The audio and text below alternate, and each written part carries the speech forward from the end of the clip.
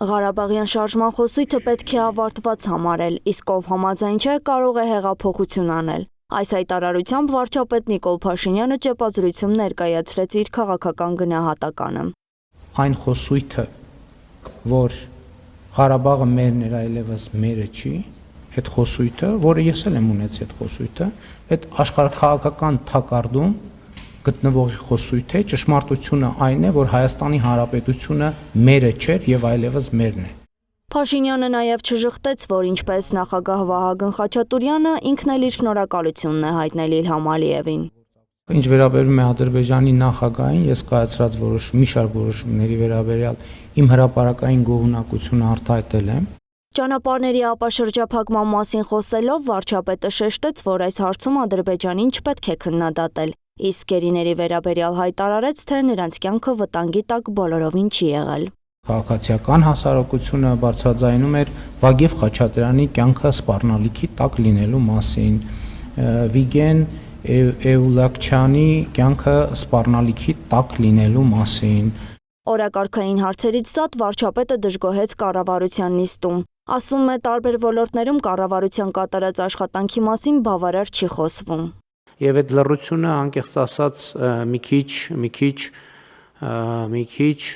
տենց հարցեր է առաջացնում, բայց դա հարցեր են, այնտեղ խոհափիլիսոփայական ոլորտի հարցեր են։ Նիստում ներկայացվեց նաև Երևանի բեռնաթափման նոր ծրագիրը։ Տիգրան Ավինյանի խոսքով Նորագյուղում նախատեսվում է կառուցել նոր դաունթաուն, շուրջ 155 շենք մինչև 60,000 բնակչի համար, այդ թվում մինչև 70 հարկանի երկնաքերեր։ Այսինքն այստեղ ընդհանուր երկնաքեր կարալ։ Այո, այստեղ ենթադրվում է։ Քանի հարկանի նկատի ունի։ Վարչապետ մինչև 70 հարկանի երկնաքեր։ Հանրային տրանսպորտի խնդրի լուծման համատեքստում նորից հիշատակվեց Աջափնյակի մետրոյի կառուցման ծրագիրը։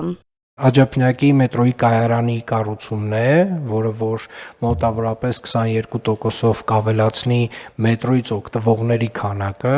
Զեկուցվող հարցերի շարքում նաև գիտությունն էր, եւ մինչ այս տարի 14%-ով կրճատվում է գիտությանը հատկացված ֆինանսավորումը, ներկայացվեց 2026-ից 30 թվականներից զարգացման ռազմավարական ծրագիր լայնածավալ խոստումներով։ Մինչև 2030 թվականը գիտության ոլորտի ֆինանսավորումը հասցնել շուրջ ՀՆԱ-ի 1%-ի շրջանակում, որի շուրջ 0,75%-ը նախատեսում ենք իրականացնել պետության կողմից, 0,25%-ը մասնավորի կողմից, խրախուսելով նաև մասնավոր ներդրումները գիտական հետազոտություններում եւ մշակումներում։ Տարբեր ոլորտների զարգացման ծրագրեր եւ ռազմավարություն 2026-ից 2030 թվականներին։ Հայտարարությունները հնչում են, ծրագրերը ներկայացվում, իսկ դրանց իրագործման տեմպը հաճախ հիշեցնում է տարիներով քննարկվող, բայց չիրականացված նախագծերը, ինչպես օրինակ Աջափնյակի մետրոն։ Անահիտ Սարգսյան, Նոնա Գևորգյան, ABC Media։